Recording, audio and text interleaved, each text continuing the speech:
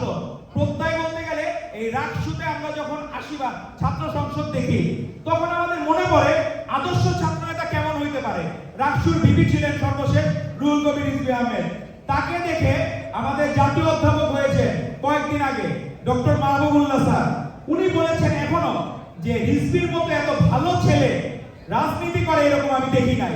তো রাকসুর আদর্শ ছাত্র নেতার উদাহরণ হচ্ছে রুহুল কবির রিজভী আহমেদ। কিন্তু এখনকার রাকসু আমরা দেখি জিএস, তাকে আমার কাছে মনে হয় তামিল হিরোর মতো, একাই 100, সে অমুকরে দাঁড়াচ্ছে, অমুককে মারতেছে। তো আমার কাছে মনে হয় যে সে যে আচরণ করে আগেকার দিনে ছাত্রলীগে আচরণ করত। ছাত্রলীগ যে ছাত্র দলকে দেখা গেল যে কোনো জায়গায় খোঁজ পাইছে তাকে অত্যাচার করত, নির্যাতন করত।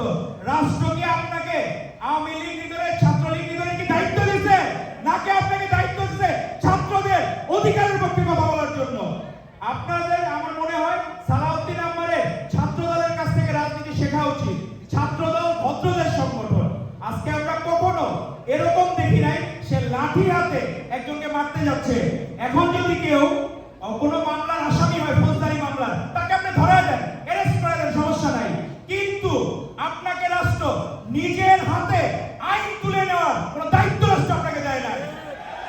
এই জন্য আমরা আশা করব রাকসু সেই ঐতিহাসিকভাবে রুহুল কবির রিজভী আহমেদের মতো ভিপি যেমন পেয়েছিলেন সেরকম জৌলুস ফিরে আসুক।